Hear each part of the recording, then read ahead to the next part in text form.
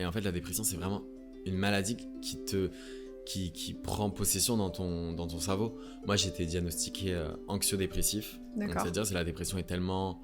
l'anxiété, pardon, est tellement forte que du coup, ça te fait voir tout gris. Mon psychologue, il va me dire qu'en fait, j'ai enfoui au lieu de régler.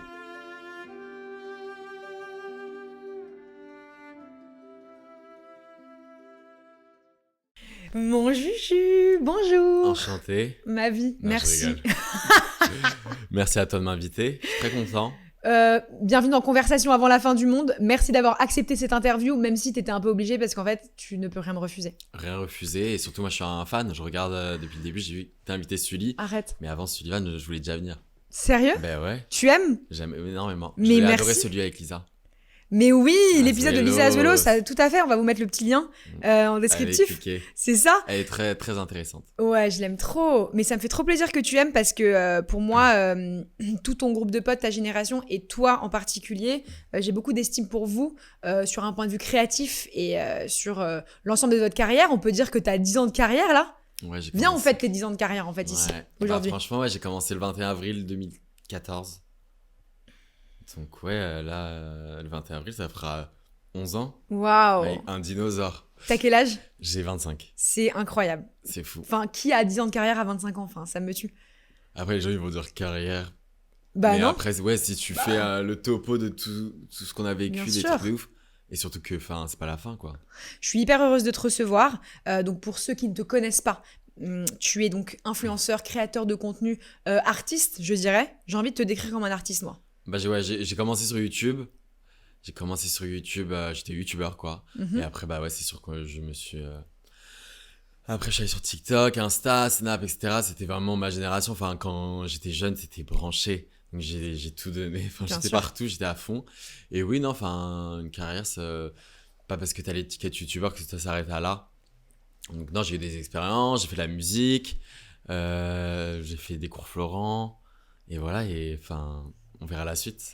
Donc, ton nom d'artiste, c'est Sundy Jules. Ouais, putain. Voilà, on va en parler d'ailleurs de ce nom. Oh là Et là. en fait, le recul que tu as sur le nom aussi 10 ans après. Ouais. On va en parler de ça. J'adore. Vas-y.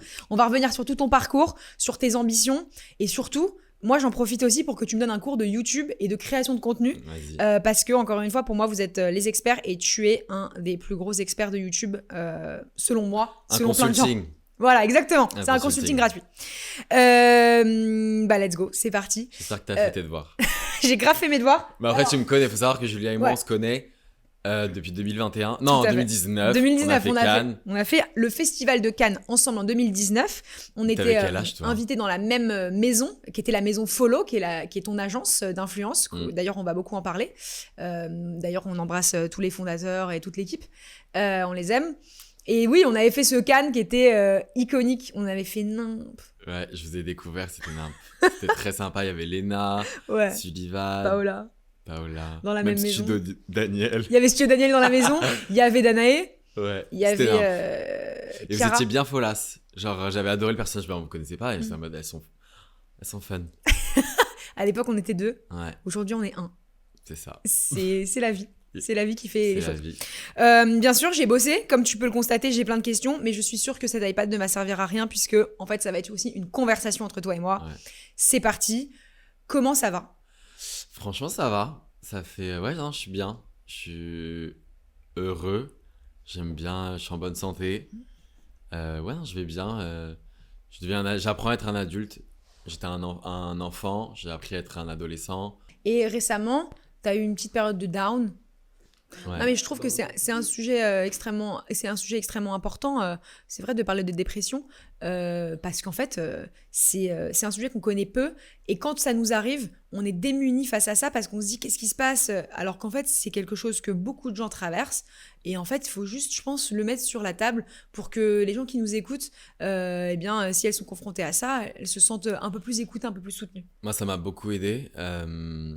C'est vrai que notre génération, il y a j'ai vu beaucoup de gens atteindre la dépression.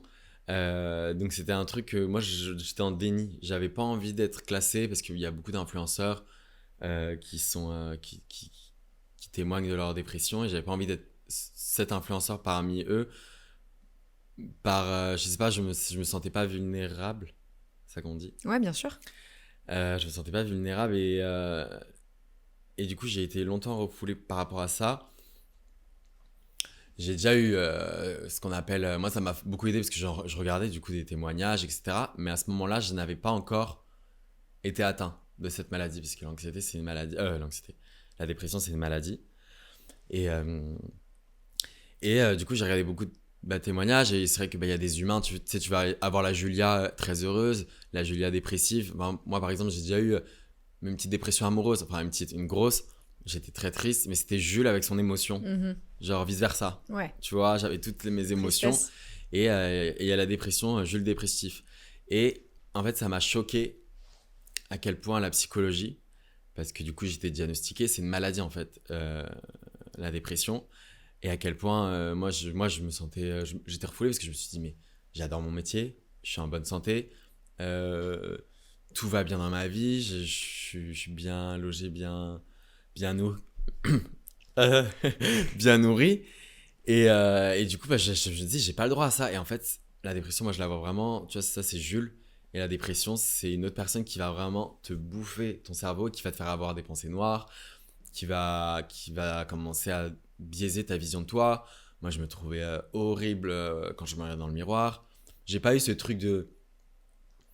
Je passais des heures dans le noir, etc. Mais il y a de l'anxiété sociale. Et en fait, ouais, c'est un downfall. C'est bizarre quand ça t'arrive. Et en fait, quand tu sais pas ce que c'est, ça, c'est le pire. Parce que t'as l'impression d'être fou. Genre, tu te reconnais pas autour de toi. Les copains, tu leur en parles, mais c'est pas du tout la même cam. Moi, j'ai eu beaucoup d'insomnie. Mais des insomnies, j'ai pas été sur TikTok toute la nuit. Genre, c'était de 22h à 6h du matin, j'avais les yeux, je ruminais. Et ça détruit à petit feu parce que dormir, c'est très important. J'aurais aimé à l'époque quelqu'un me dise, va voir direct un psy. Donc, j'ai pas été aidé professionnellement à cette époque. Donc, j'étais jeune, donc j'ai foncé un peu tête baissée. Sauf qu'après, le passé te rattrape. C'était haut. Bien sûr, faut s'hydrater. Hein. Et donc j'en étais où? Et du coup, j'ai continué. Et puis l'année dernière, donc avant l'été, je comprenais qu'il y a un truc qui allait pas dans mon cerveau. Genre, il y a un truc qui allait pas, mais du coup, je pensais que c'était dû au fait de vivre avec Sully. Enfin, pas que ça se passait mal, mais il fallait que je step up, etc. Donc, on a abandonné cette coloc. Parce que tu vivais avec ton meilleur ami Sullivan on y vient. Dans un appartement, en colocation. J'ai vécu pendant 3 ans en colocation avec Sullivan, avec mon meilleur ami. Expérience de dingue. Dans le même immeuble, Bilal Hassani. Dans le même immeuble, Spark Dice et Wesley en coloc. Très bonne expérience. Tu nous as déjà vus de temps en temps. Tout à fait. Des jeunes qui profitent et c'était pas malsain, c'était pas anxiogène, c'était ouf. Parce que quand t'es pas bien, tu rentres chez toi, t'as quelqu'un qui rigole dans le canapé et qui sont là, tu montes dans le wagon, genre t'es pas bien dans ta chambre, t'ouvres. Il y a tout le temps des gens et Voilà. c'est tes meilleurs potes, donc c'est chiant. Mais tu règles pas les problèmes. Et bref, et l'année dernière, du coup, j'ai lâché l'appartement, j'ai commencé à freiner les soirées, enfin freiner complètement les soirées, donc je faisais pas n'importe quoi, mais je buvais de l'alcool. Et j'ai commencé à plus du tout boire et je sentais que j'étais très à fleur de peau sur le sommeil. Et en fait, t'as ce moment où t'as l'impression d'être fou. Parce qu'en fait, t'as pas de mots sur ce qui se passe dans ton cerveau. Et du coup, je pars à Los Angeles avec Sullivan pour finir en beauté notre coloc. Donc, on est parti 2-3 mois. Et ça se passe bien, mais je sors pas avec eux. Je fais aucune soirée avec eux. Je suis très à fleur de peau sur le sommeil. Je suis très paro. Je sens que là, j'ai un problème. Et je sens que quand je rentre, il faut que j'aille voir quelqu'un. Donc, t'as pas profité du tout de ces 2 mois, 3 mois à Los Angeles? Si, mais en fait, j'étais pas là. Okay. Je pense qu'en fait, j'étais malade. Et du coup, genre, j'étais pas ancré dans le moment. Donc, j'ai vraiment kiffé. J'avais la meilleure chambre, il y avait du soleil, on avait une bête de maison. Donc, c'était une sorte de rehab sympa. Tes copains, donc t'es parti avec qui? Sullivan et Johan. On a eu Eva, Queen, on a eu MV qui est venu nous voir. On a eu plein d'amis qui sont venus nous voir. Et eux, ils se rendaient compte de ça? Ils commençaient à s'inquiéter un peu ou être préoccupés par ça? Non, ils étaient en mode juste, Jules, il comprenait pas. En vrai, tu comprends pas et j'ai pas ce truc de ça va pas. C'est juste, je commence à être différent. Ils sont en mode ok, on respecte. Mais ils sont un peu en mode Jules, il est fucked up. Genre, mais MV, mes copines et mes copains, ils m'ont beaucoup aidé. Là, Stera, c'est l'époque où je commence à me trouver horrible. Je déteste mon image. J'ai plus confiance en moi. Je commence à me dire, j'aime plus où je suis, j'aime plus ce que je fais. D'accord. Mais du coup, je retravaille, j'ai encore mes lunettes.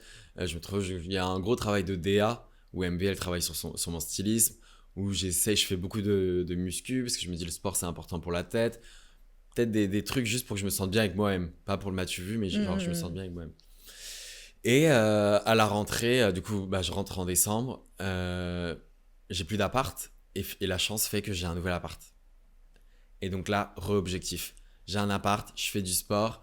À cette époque, je suis avec Jeanne, donc une fille qui me fait beaucoup de bien. Je travaille hyper bien. Donc tout comme des Sims. Hygiène, sport, santé, sociabilité, tout était au top. Et donc j'avais réussi en fait à remonter la pente, mais je savais que bah, j'étais fragile au fond quand même. Et ça en fait j'ai enfoui.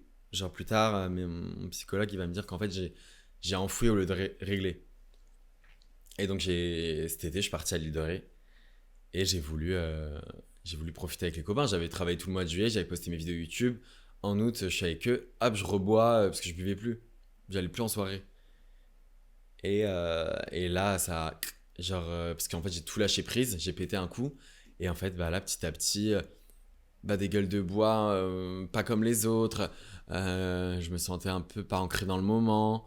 J'avais des problèmes. Moi, j'étais pas ancré dans le moment, c'est des choses hyper bizarres. Et j'appréhendais la rentrée. Je savais pas pourquoi. Et on approchait de la rentrée, j'appréhendais. Le dimanche, la veille de la rentrée, j'appréhendais. Et le lundi, j'ai dit, ah, mais je peux pas du tout en fait. Donc j'ai appelé mes agents, j'ai dit, il me faut une semaine de plus. Donc ils ont annulé tout, ils ont tout décalé. T'avais des grosses OP, des choses. J'avais du taf, c'était la rentrée. Ouais. Ils ont tout décalé, ils ont été hyper compréhensifs. Et la semaine d'après, impossible non plus. Et là c'est le downfall. Du coup, c'est dur jusqu'à ce moment, t'es refoulé, t'es dur de se dire que t'es malade. Et surtout que t'as pas encore de mots dessus. Et là, ça va plus du tout. Genre, t'as des pensées, je préfère même pas les dire, c'est très, très, très noir. Mais je suis hyper conscient que c'est pas le vrai Jules. C'est hyper bizarre ce que je vais dire, peut-être il y en a, ils vont me dire que je suis fou, mais je sais que c'est la dépression qui parle et je suis hyper patient à ce moment-là. C'est-à-dire que je sais que je veux m'en sortir, que le vrai Jules, il veut, il y a encore plein de choses à accomplir, il y a des gens qui l'aiment, que j'ai, en vrai, au fond de moi, je pense que j'ai confiance en moi, j'ai un bête d'appart, donc je relativise avec ça. Donc je suis hyper patient, j'ai des pensées noires, mais je veux pas le faire. Et du coup, bah, je décide de prendre mon courage à deux mains. Et c'est très dur quand même d'aller voir un psychologue ou psychiatre parce qu'il y a un feeling et tu te mets à nu et c'est donner ton énergie, se mettre à nu, c'est beaucoup... Psychologiquement, c'est quand même intense. T'étais pas suivi avant psychologiquement dans ta vie en général? J'avais vu des psys quand j'étais petit, juste comme ça, parce que c'est important. D'accord. Et j'ai essayé à 18 ans, 19 ans d'en voir et le feeling n'est pas du tout passé. Ok. Genre, juste, c'est pas connecté. Ouais. Et c'est super dur de... Genre, la fois d'après, j'avais une psychologue, je lui avais parlé, elle m'avait donné des devoirs. La semaine d'après, je suis arrivé en retard. Elle m'a dit, mais tu te prends pour qui? Tu te prends pour une star? Mais quoi? Tu vois, donc ça m'a un peu... c'est très dur les expériences. Ah ouais, bah de toute façon, c'est des feelings, c'est des rencontres, hein, les psys. Donc, Mais du coup, bah, je porte mon courage à deux mains. J'ai une copine à moi qui est dépressive depuis quelques années, qui se fait traiter, et elle me dit, je te conseille d'aller voir lui et lui. Et à partir de ce moment, un soulagement, parce qu'il met des mots sur ce que j'ai. Donc, il faut savoir que là, je disparais pendant plusieurs mois. Septembre, octobre, novembre, je suis plus là sur les réseaux et je disparais même de mes amis, de ma famille. Donc, ils me laissent tranquille. Ils sont là à leur manière. Genre, ils vont me proposer, viens dîner avec nous. Ils vont pas m'en parler parce qu'ils savent. Ils me laissent parce que j'ai faim. Et plus ils me laissent... moi ça m'angoisse, tu vois. Enfin, ils ont été hyper respectueux par rapport à ça et je leur disais que ça allait, que j'allais m'en sortir, mais période dure parce que c'est un combat. J'ai été choqué en fait. Pour revenir à ça, pourquoi témoigner, mais pourquoi aujourd'hui j'en parle, c'est pas pour me raconter ma vie, c'est que moi du coup parfois par curiosité j'ai regardé des gens qui parlaient de la dépression et il y a la dépression des émotions, et en fait la dépression c'est vraiment une maladie qui prend possession dans ton cerveau. Moi, j'ai été diagnostiqué anxio-dépressif. Donc, c'est-à-dire que la dépression est tellement... L'anxiété, pardon, est tellement forte que bah, du coup, ça te fait voir tout gris. Et voilà, donc ça m'a beaucoup aidé de savoir que j'étais choqué psychologiquement de là où ça t'emmenait dans ton cerveau. pour moi, le pire ennemi de l'humain, c'est le cerveau. Et moi, comme tu le sais, on a perdu des personnes proches du suicide. Donc ça m'a beaucoup travaillé. Ça, c'est quelque chose qui me fucked up beaucoup. Par rapport à cet événement-là, donc tu as perdu quelqu'un de très proche qui était aussi un de mes proches.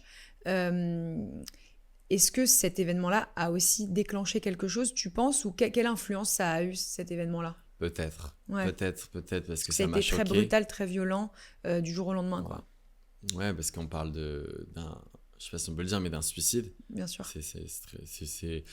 Et donc c'est choquant de quelqu'un qui s'enlève la vie, donc tu comprends pas trop. Mais c'est vrai que quand tu es confronté au suicide d'un de tes proches, il y a un peu un avant et un après, je trouve, dans la vie, de se dire, ok, ça existe, c'est pas seulement un truc que je peux lire dans des romans ou des choses que j'ai entendues de manière assez lointaine, ça existe, et ça te change vraiment, je trouve, ton rapport à ta propre existence et à la fragilité de la vie, de ce que ça peut être, et ça peut donner une sorte de vertige, c'est sûr. Moi, je l'ai ressenti comme ça, je te le dis, je te le confie. Ça m'a donné vraiment le vertige de me dire, en fait, du jour au lendemain, il peut se passer quelque chose. Un de mes proches peut faire ça, peut avoir cette envie-là, je peux vivre. Il peut se passer ça. Et moi-même, quel est mon rapport à la mort, à la vie, à l'envie de vivre? Toutes ces questions-là, elles viennent en cascade quand il t'arrive un truc comme ça. Et c'est sûr que c'est très, très chamboulant. Donc je comprends totalement. Ouais, ça reste un drame. Et il ne faut pas attendre... la leçon à retenir, c'est qu'il ne faut pas attendre un drame pour travailler ces choses-là, pour savourer les moments en famille, de créer des moments, savoir un peu couper avec toutes ces choses qui nous ruminent au quotidien pour des futilités. Non, ça te remet aux bases, c'est sûr, et il faut surtout pas attendre des drames comme ça, mais peut-être que ça m'a travaillé, ça m'a peut-être pas aidé, mais je pense que c'est pas que ça m'a pas aidé, c'est que c'était en moi et ça se déclenche. Parce que j'ai appris que c'était aussi héréditaire. Moi, dans ma famille, j'ai eu des dépressifs, des grands-pères, des grands-mères, et du coup, parfois, ça s'enclenche un jour ou l'autre. Donc, c'est vrai ce que je vais dire, mais je suis content que ça m'arrive maintenant. Bon, et que je m'en sorte, et que j'ai cette force et cette patience, parce que je suis bien entouré, et que maintenant, je sais que même si la vie fait de haut et de bas, tant que tu restes pas trop longtemps en bas, c'est que ça va aller. Et maintenant, je suis entouré professionnellement, j'ai des amis de ouf, j'ai un travail de ouf, j'ai une famille de fou. Je suis d'accord avec ce que tu dis. C'est important de se faire aider. Je suis d'accord avec ce que tu dis dans le côté. Et c'est exactement ça, c'est ce que je voulais dire, c'est que c'est hyper intéressant et important d'en parler pour que des gens qui nous écoutent se disent « Ah, moi, je traverse ça. Ok, lui, il s'en est sorti. Comment il s'en est sorti, tu vois ?» Et quand tu parles de la guerre, évidemment, plus on s'éloigne de la guerre sur nos territoires, je veux dire en France, quoi, il n'y a pas nos pères et frères qui sont dans des tranchées à l'heure actuelle. Plus on s'en éloigne, c'est vrai que plus la santé mentale, je pense, vraiment augmente. Toi, tu dirais que qu'est-ce qui a fait que tu t'en es sorti? Comment ça s'est passé, cette remontada vers un état stable, de bonheur stable? C'est l'éducation, c'est qui je suis aujourd'hui et qui j'ai été. Mes parents m'ont super bien éduqué, j'ai manqué de rien. La vie m'a souri, genre ça fait 11 ans que je vis un rêve éveillé, je rencontre des gens de ouf, j'ai des amis de fou, tout est aligné pour que je sois heureux. Et du coup, quand ça m'est arrivé, j'ai été hyper relatif par rapport à ça, parce que je pense que c'est une sorte de mélange de gâteau, comment les ingrédients dans mon cerveau, comment ils sont faits. J'ai beaucoup d'empathie, j'ai pas une sorte d'égoïsme. Je dis pas que ça peut être maladroit ce que je dis, mais c'est juste que je pensais à mes proches dans ces moments-là qui vont souffrir, mes grands-parents, mon métier, et surtout que j'ai ce truc de l'humain peut pas se plaindre toujours de ce qu'il a, et je peux pas me plaindre, j'ai pas le droit. C'est trop bien ce qui m'arrive, et en vrai je suis trop heureux, j'essaie de savourer tous les jours, de me remettre les pieds sur terre et de dire que c'est tout ce qui m'arrive, c'est ouf. Donc j'ai la patience, et j'ai encore et quand j'étais petit, j'avais déjà eu des petites pensées un peu compliquées, vu que je m'identifiais plus à mes copains copines et que les adultes me décevaient, que j'étais un peu perdu. Et je me suis dit, en fait, si j'étais parti à 15 ans, tout ce que j'aurais raté. Donc j'ai des objectifs. Je pense que dans la vie, pour avancer, il faut toujours avoir des objectifs. Ouais, des projets, ouais. Et là, moi, je pense que j'étais arrivé à un stade où j'arrosais la même fleur. C'est le profil Sandy Jules. Ouais. Le profil Sandy Jules à faire toujours faire ces petites vidéos sur Insta, j'ai mes petites lunettes. Il y avait pas de... Je pense que j'avais un peu arrêté d'évoluer. Et là, en un an, j'ai tellement évolué. Quand tu regardes des photos de moi, même psychologiquement... Je pleure pas, hein. Même psychologiquement. Et puis maintenant, ouais, j'ai d'autres objectifs. J'ai envie de réussir d'autres choses. Une carrière, c'est toute la vie. Donc ouais. Voilà, c'est juste les objectifs et une bonne base et être bien entouré aussi, les bons médecins. Ouais. L'entourage, c'est important dans ces moments-là? Ouais, parce qu'ils sont là à leur manière. C'est-à-dire que parfois, ça peut t'enfermer. Mais ils me disent, je peux passer ou viens dîner, un truc détente, parce que ça te fait peur, tu deviens anxieux social. Et moi, j'avais Maya qui me disait, viens regarder la Starac samedi soir chez moi, détente.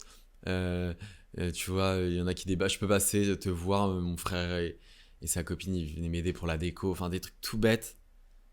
Et les parents aussi qui rejouent papa et la maman, même s'ils restent toute la vie à papa et maman, mais non, c'est des moments avec les gens que t'aimes aussi qui te remettent sur pied. Voilà.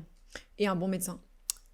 Médecin très important. Ouais. Et communiquer, ouais. C'est très dur de communiquer à son entourage parce que ils te comprennent pas. Les gens ne peuvent pas te comprendre. Ouais.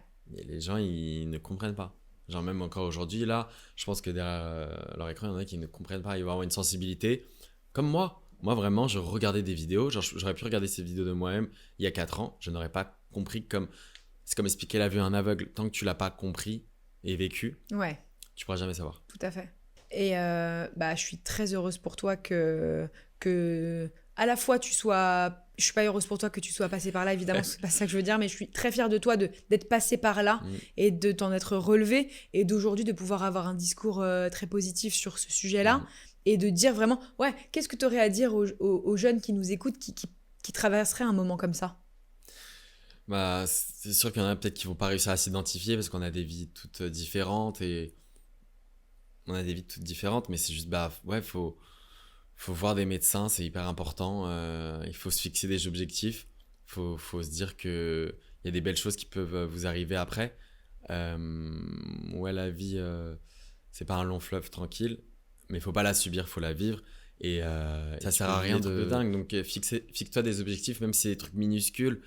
C'est comme ça que tu avanceras petit à petit. En tout cas, toi, ton conseil à toi, c'est d'avoir des projets, d'essayer de petit à petit. Franchement, c'est les objectifs qui font avancer, c'est de voir au loin. Quels sont tes futurs objectifs du coup? C'est quoi tes rêves là, tes nouveaux rêves? C'est quoi tes rêves en fait aujourd'hui? Mes rêves, c'est de saisir les... Comme je t'ai dit, genre l'humain se plaint toujours de ce qu'il a. Donc parfois l'humain peut être un peu con. C'est toujours de savourer tout ce que je vis. Donc avec mes amis, c'est de savourer les moments. Toujours mon métier de l'influence quand même, c'est pas à négliger. Genre tu travailles avec des super belles marques. Et donc c'est toujours savourer ce métier-là. Donc c'est cette branche que je vais pas lâcher. C'est mon plan A. Et en plan B, oui, je sais pas, c'est vrai, je vais laisser parler ma créativité, mais pourquoi pas créer des choses? Je sais pas quoi encore, mais ça peut être tout. Ça peut être un business, ça peut être un resto, ça peut être de la fiction. De la fiction, ça peut être de la réal. Et si c'est encore devant de la scène, bien sûr, je peux continuer la musique. Je me vois bien, là, je suis toujours en formation, genre, je fais toujours du piano, j'aimerais bien faire de la guitare.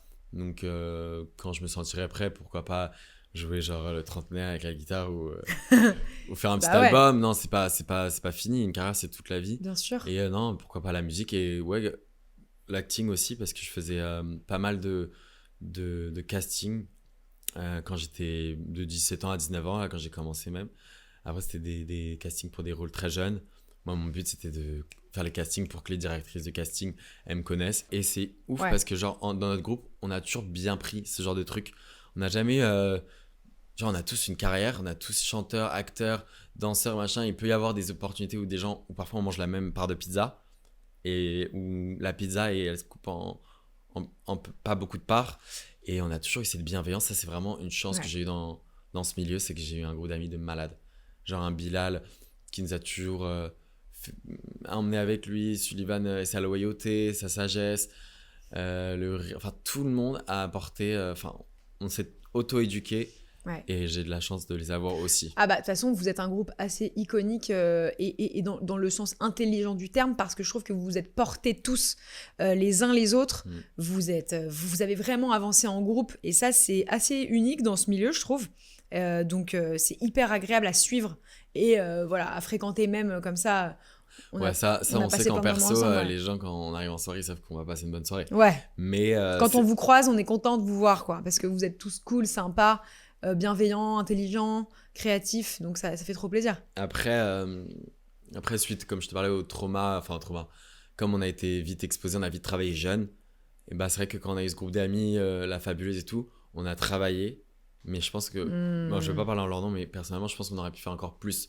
Tu vois, genre, c'est-à-dire qu'on a tellement savouré les moments, bah, on sortir, des moments entre nous, c'est comme ça. Enfin, on a eu beaucoup de vie privée et on a eu besoin de se protéger et pas se surmédiatiser. Parce que, tu vas donner un exemple, les gros youtubeurs comme la Team Crouton, Inoxtag, Michou, ils partaient en vacances. C'est quoi la Team Crouton ? Bah ouais, ça s'appelait la Team Crouton. Quoi, je connais pas ça. Bah, c'était un groupe avec Inoxtag, Michou. Amine ? Non, il est arrivé après, mais comment il s'appelait Valouz, je sais pas trop.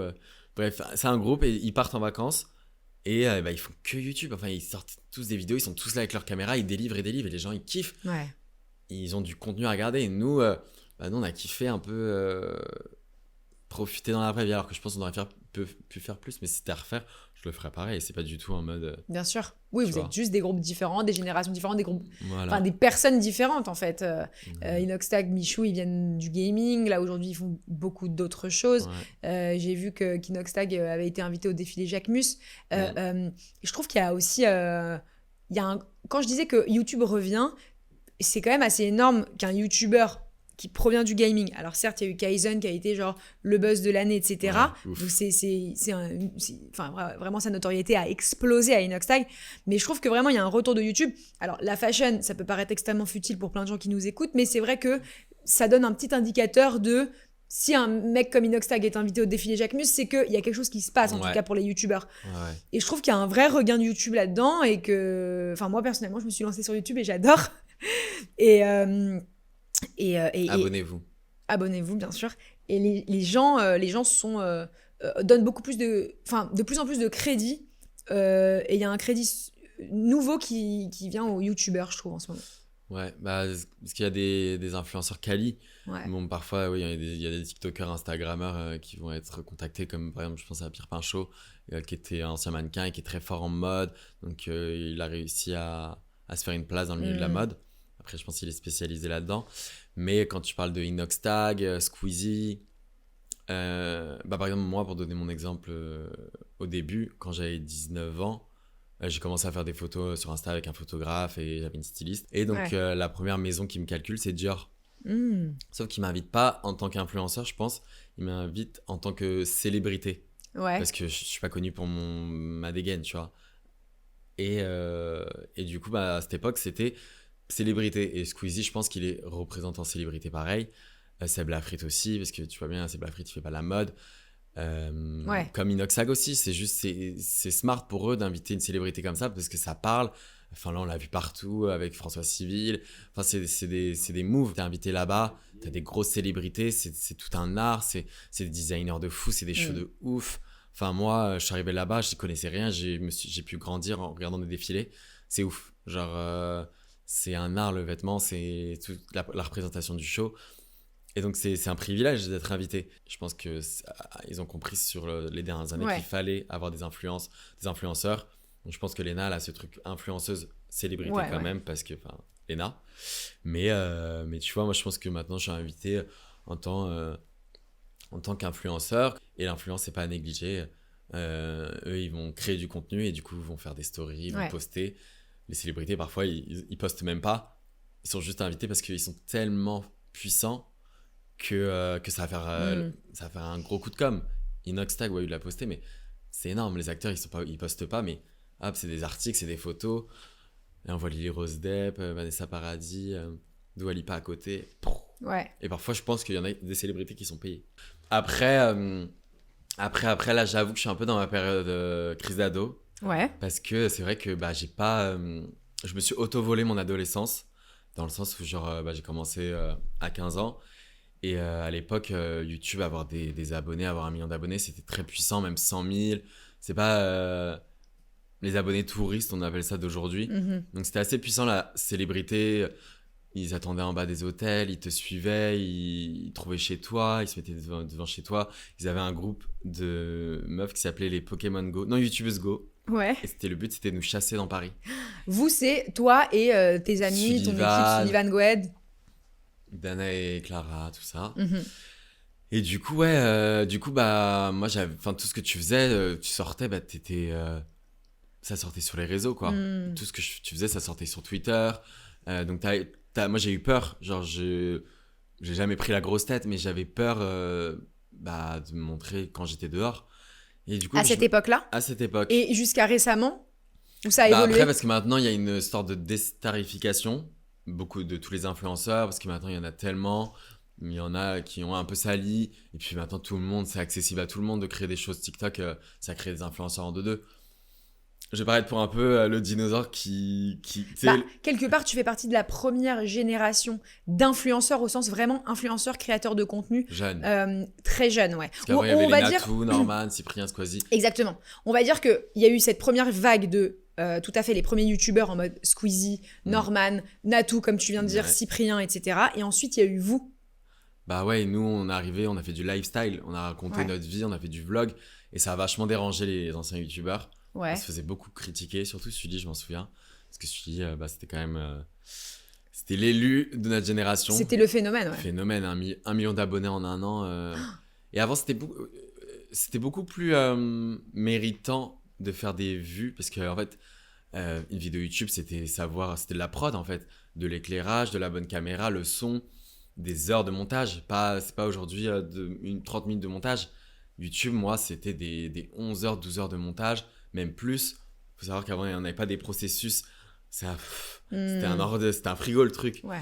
Donc, et en plus, il n'y avait pas la fibre. Donc, c'était graphiste, créer une miniature. Enfin, c'était beaucoup de boulot. Et c'était une graine où il fallait beaucoup arroser. J'adore dire ça. Bah, il va me dire, tu dis tout le temps ça. Super. Et aujourd'hui, c'est plus accessible. TikTok, c'est rapide, c'est spontané. Tu postes 1 million de vues, tu peux poster une connerie. Pardon, t'inquiète. La radio. Pas de souci.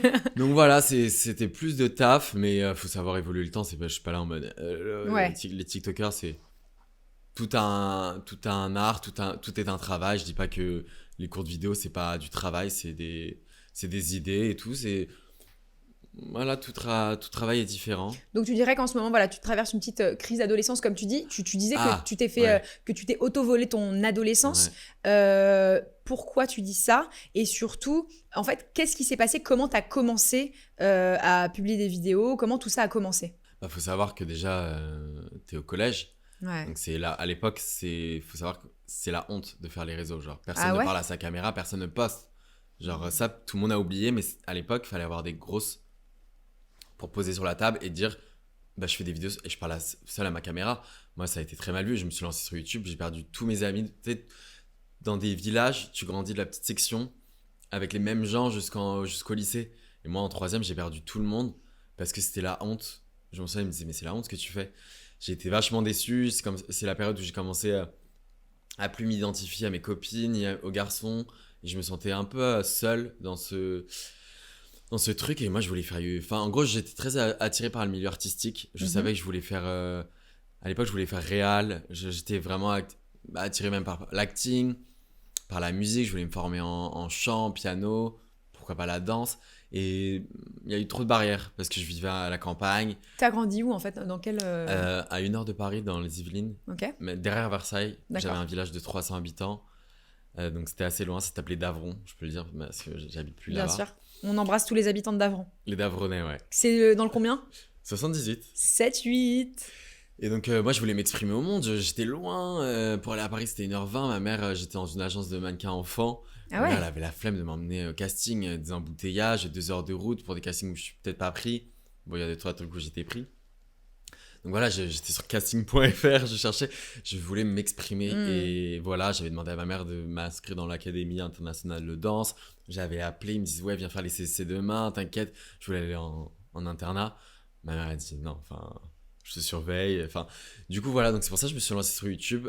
Un jour, j'ai dit en fait, soit je commençais à être malheureux, je commençais à perdre même goût à la vie, c'est-à-dire qu'en grandissant, bah, j'étais déçu des adultes, j'étais déçu des gens de mon âge, j'étais déçu des gens méchants. Et j'ai dit, en fait, il y a un chemin où ça va être cru ce que je vais dire, mais vers la mort. Tu sais, des pensées. Bon, après, peut-être c'est des pensées d'adolescents qui sont pas fondées, qui peuvent te traverser, mais c'est quand même des pensées bizarres. Non, mais attends, dans cette bibliothèque, tu n'as que des auteurs qui ont parlé de ça dans leur adolescence et dans leur même âge plus avancé. Tout le monde a un rapport à la mort et c'est hyper intéressant de l'analyser. Bah, c'est vrai que j'avais cette pensée, ou alors j'avais le chemin de ok, vis ta vie, et j'avais soif de vie, et fais ce que t'aimes. Et du coup, bah, je suis rentré en seconde, j'ai vu une fille qui est venue me voir, ça m'a fait le déclic. Et elle m'a dit, mais Jules, fonce. Moi, je t'ai vu sur YouTube parce que j'avais arrêté du coup de petites vidéos. T'as commencé à poster vers l'âge de. Enfin, quel âge ? 14 ans, 5000 abonnés, je monte. C'est quoi ta première vidéo que tu postes ? Un slow motion. C'est-à-dire que je travaille une vidéo de slow motion, tu sais, c'est les photos par photo. Je raconte ma journée, mais c'est juste de la musique, c'est une sorte d'art slow motion. D'accord. Après, je commence à un peu raconter ma vie. Je suis très timide, j'ai très peur. Tu racontes ta vie en face cam ? Ouais, je suis tout rouge quand je parle, j'ai pas confiance. Et ouais, 5000 abonnés. Mais t'as pas confiance, mais tu le fais quand même. Ouais. Tu sors de ta zone de confort. Ouais. Je fonce tête baissée et bah 5000 abonnés, j'ai quand même des gens qui me soutiennent, qui me disent « Ah, trop bien !» En combien de temps t'as 5000 abonnés ? En 2-3 mois. Ok. Énorme, parce que j'ai une copine, Clara Mars, qui m'avait fait une pub qui avait déjà 20 000 abonnés. D'accord. Faut savoir que c'était très puissant. Il y avait rien à manger sur les réseaux, donc les gens, comme une chaîne télé, t'as 20 chaînes, bah non, il y en avait que une ou deux, donc, même, enfin 6, donc les gens... ouais. Voilà quoi, ils Complètement. mangeaient. Comme moi, je consommais aussi. Et voilà, donc 3 mois, je me lance, j'arrête, je décide de reprendre, et là, ça part. Là, ça part, et en fait, je m'en fous du lycée. Ouais, je suis tout seul au lycée, je perds... j'ai la boule au ventre d'aller au lycée, je suis dans les couloirs, je baisse la tête, je suis vraiment très mal. Genre, c'est pas... Je dirais pas que j'ai eu de l'harcèlement scolaire en mode... on m'a lancé des cartables et tout, mais... on me regardait, on me jugeait. J'ai eu quand même des mecs de terminale qui me faisaient des pancartes, c'est une Jules pour se foutre de ma gueule. Ah ouais ? Dans le bus, personne me défendait. C'était très dur. Mais c'était très dur, mais en fait, je savais ce qui m'attendait après. Je comptais, j'étais en mode, ok, seconde, il me reste 3 ans pour être adulte et vivre à Paris et dire ciao à ces petits cons. Ces petits cons dans le stop. Et, si, oui. non, ouais. c'était des losbos, ouais. Et sur le recul, bah, ils étaient odieux, tu vois, ils se foutaient de ma gueule et tout. Et même les profs.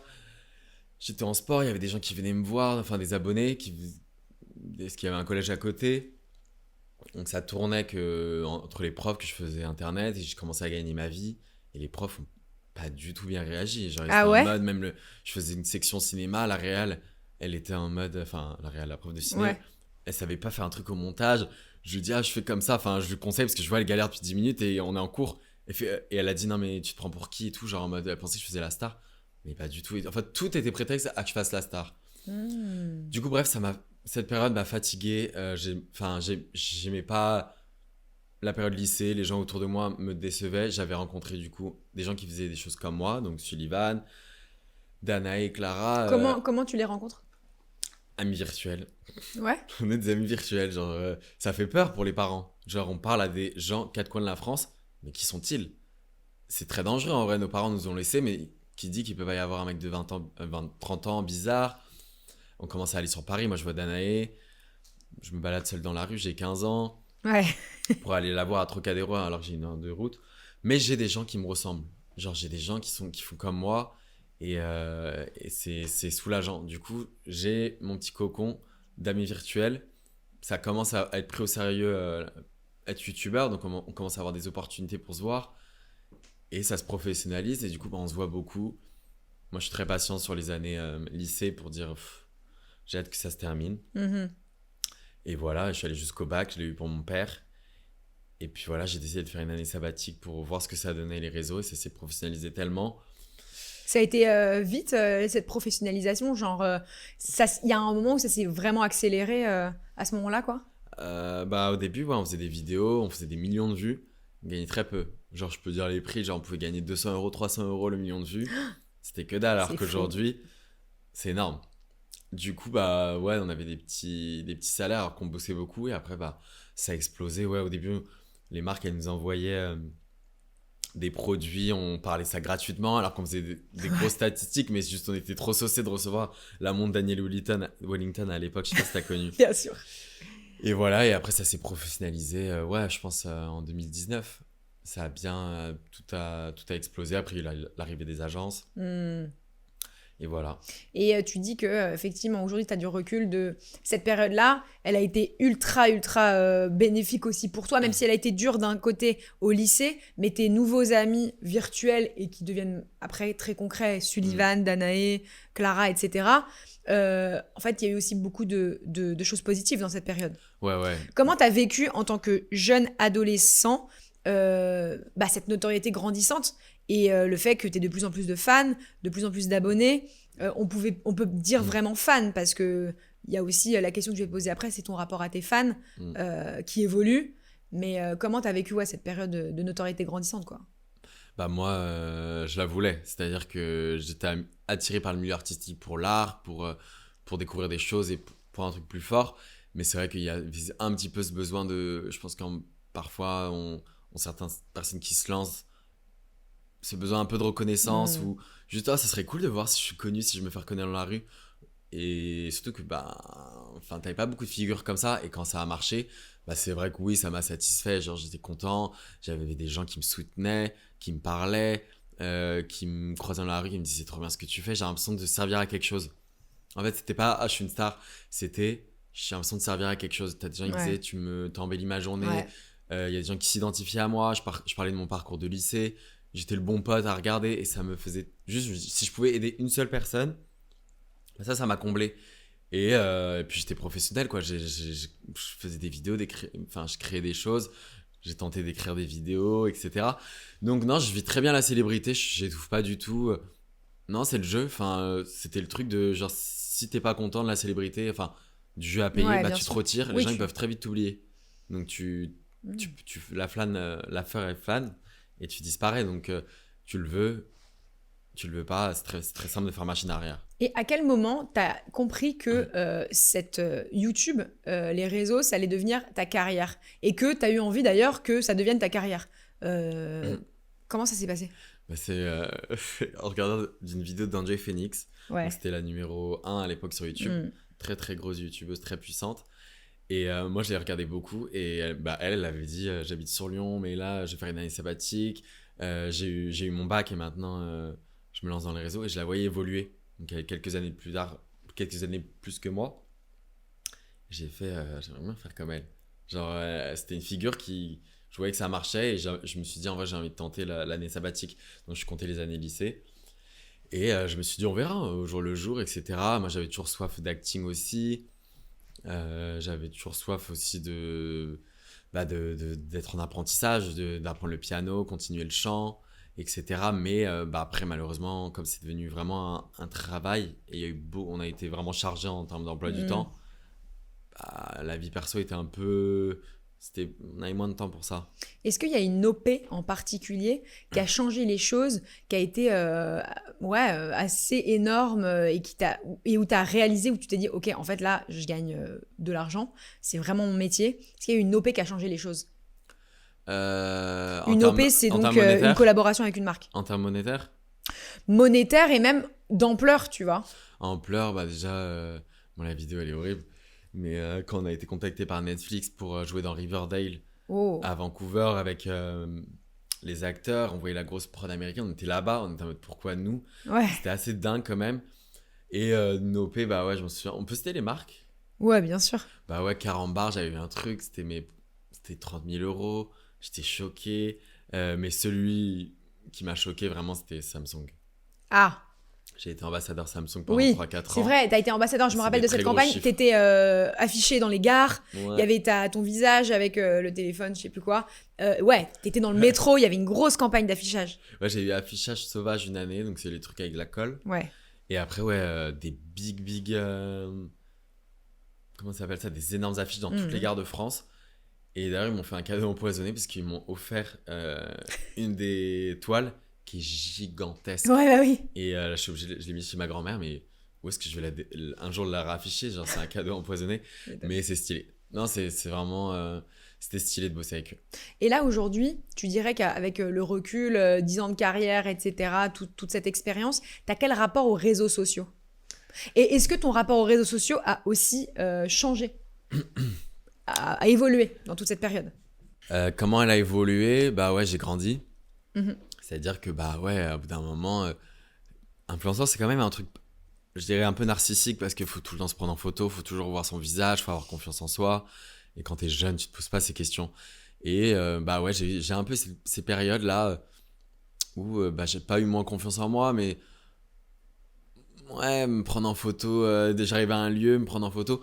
J'ai été youtubeur, donc ton cerveau, il est dans la création de tout le temps filmer. Donc j'ai eu ces voyages, ces événements où je pensais beaucoup au contenu et mon cerveau, je dis tout le temps ça, il était dans la caméra. Et maintenant, j'adore.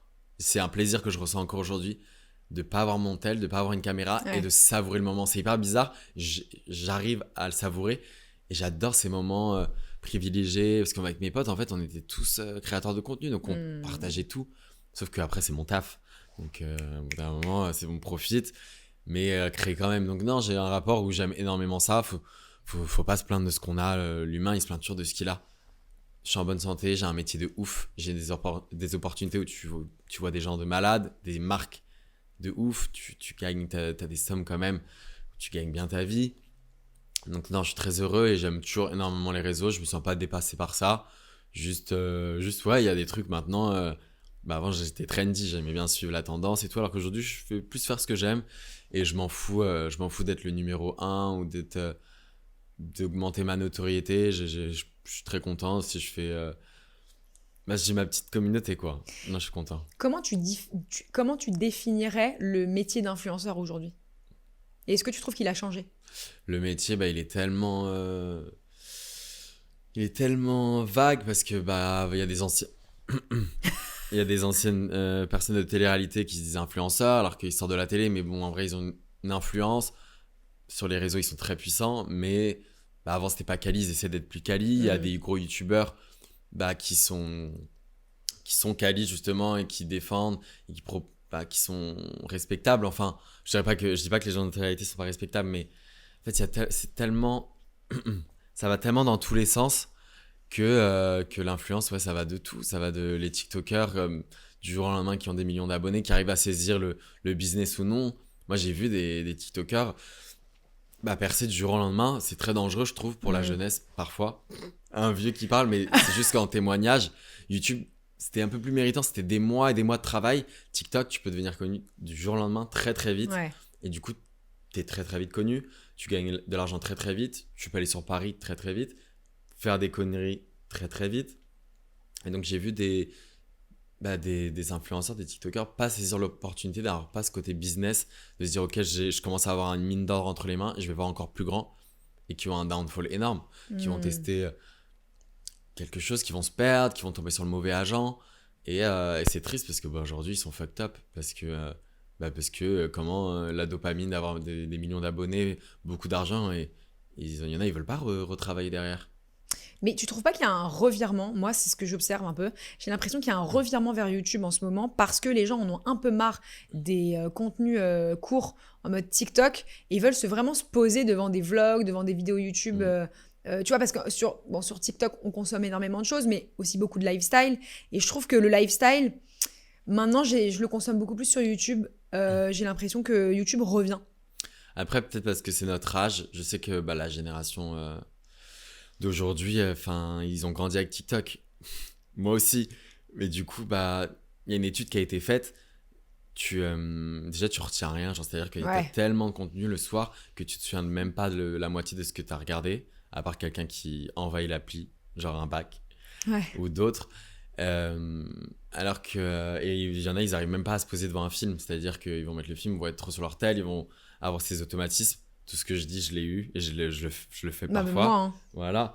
Et bah ouais, c'est tellement agréable. Moi genre, j'adore maintenant, ouais, regarder un contenu YouTube qui dure 10-20 minutes, voir une personne.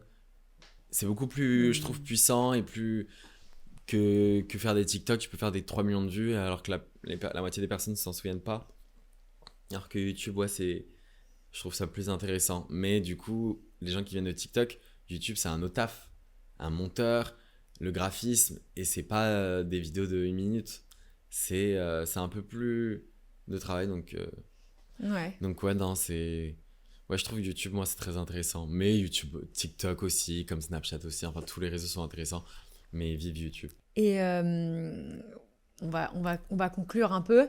Ah non, c'est déjà fini. Tu veux rester encore? Ouais, j'adore. Tu veux qu'on parle encore? J'adore. En fait, tu te vois où dans 10 ans? Dans 10 ans, j'aimerais bien avoir une maison avec un jardin. J'aimerais bien avoir accompli des choses. Parce que, enfin, dans 10 ans, j'ai genre 35 ans. Du coup, bah, en vrai, on sait pas. Je sais pas, parce qu'il y en a qui disent, ah, mais dans 4 ans, l'influence, ça n'existe plus. J'évolue chaque jour, je vis au jour le jour. Ça, c'est un truc que j'ai réussi aussi à travailler. C'est qu'avant, je vivais dans le passé, dans le futur, alors qu'aujourd'hui. Et ça, c'est un problème que les gens ont, enfin, que certaines personnes ont, ils sont touchés à part ça. Je vais être à un moment présent, je fais, ah putain, c'était bien là-bas, à ce moment-là, c'était bien le café de la dernière fois. Mais là aussi, tu passes un bon moment, genre, et j'étais pas ancré dans le moment. Donc, vivre jour le jour, mais pour répondre à ta question, dans 10 ans, bah. Money, money, money.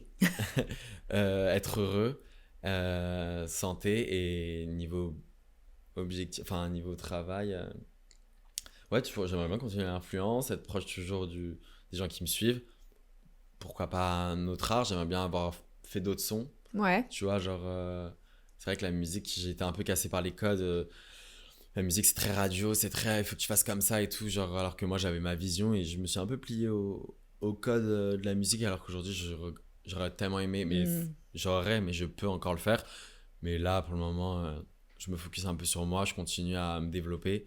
Et pourquoi pas, et après on est tout le temps ouvert, hein. Il y a plein d'influenceurs qui disent cinéma, mais pour moi le cinéma c'est de la chance, parce qu'il y a plein d'acteurs qui rêveraient d'être acteurs, c'est des opportunités, c'est du talent, et c'est du travail. Ouais, c'est ça, hein. Parfois, moi je vois, il y a des gens qui parlent mal des influenceurs, enfin, qui disent, ah mais pourquoi il est là lui, pourquoi elle est là? Ouais. Bah non, elle a eu la chance, elle a eu le talent, parce qu'en vrai elle est pas si mauvaise que ça, et là elle se sert de ça pour travailler après.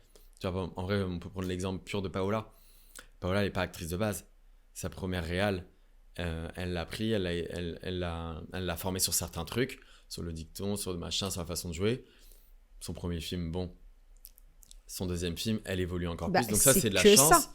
C'est du talent qu'elle a développé, c'est du travail et de l'opportunité, parce que là, elle les enchaîne, les films. Bien sûr. Et donc, personne n'aurait misé sur elle. Il y en a pas. J'entends des acteurs qui sont un peu en mode, mais elle n'est pas actrice, elle.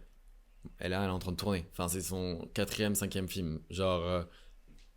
Elle est tellement actrice. Il faut pas écouter les gens qui disent, ah non, mais tu peux pas faire ça. Ah mais non, c'est parce que t'es influenceur. Il faut s'écouter. Faut casser. Moi, genre, je me suis beaucoup. Parce que je me sentais pas méritant, etc. Alors que là, enfin, je vais tout casser, quoi.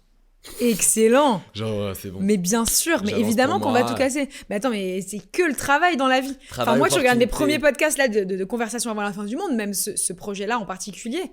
Enfin, j'évolue en qualité, je bosse de plus en plus, je donne tout, enfin, vraiment. Ouais, ça c'est un truc qui m'inspire chez toi, c'est que bah, déjà, t'es déter, mais c'est ton côté, je casse tout. Enfin, genre, si tu dois mettre ton coup de pied pour la porte pour l'ouvrir, tu le fais. Mais tellement. Et ça, c'est un truc aussi que Nathan, il m'a inspiré. Et il faut faire ça. Et les gens enfin pas culottés parce que ça paraît péjoratif, mais c'est juste faut y aller, faut saisir les opportunités, faut pas avoir peur. Moi je les vois, tous les gens qui réussissent, c'est les gens qui osent et qui cassent tout. Merci beaucoup mon Juju pour ta générosité, je t'aime trop. T'es beau, t'es talentueux, t'es fort. Le projet des 1 vidéo par jour là, en fait je vais le suivre à balle. Je vous invite à tous à s'abonner, à aller voir ce que tu fais, c'est incroyable. Merci pour tout. Merci à toi, c'était trop. J'avais dans mes pensées. Non, merci à toi, c'est génial de s'ivrer comme ça et j'espère que ça a pu aider quelqu'un. Et ouais, merci à toi. T'es une bonne. Bonne intervieweuse. Bonne intervieweuse. Allez. Merci beaucoup, ça me fait trop plaisir. Je t'aime. Gros bisous. Love. Merci à toutes et à tous d'avoir écouté mon podcast Conversation avant la fin du monde. C'était Julia Layani. Si vous avez kiffé ce podcast, n'hésitez pas à faire plusieurs choses. La première, mettez 5 étoiles. La deuxième, taguez le podcast en story. Bon, ça, vous n'êtes pas vraiment obligé, mais en vrai, ça peut grave m'aider. Enfin bon, t'as compris. Et surtout, abonnez-vous au podcast sur la plateforme que vous utilisez. Et si c'est Spotify, mettez un commentaire. Ou tout simplement, vous m'envoyez un DM sur Instagram, sur le compte Conversation avant la fin du monde ou Julia Layani, pour me faire vos petits retours parce qu'ils sont hyper précieux pour moi. Et surtout, merci à vous tous. Je vous promets de faire de mon mieux pour sortir un épisode toutes les semaines. Bisous love.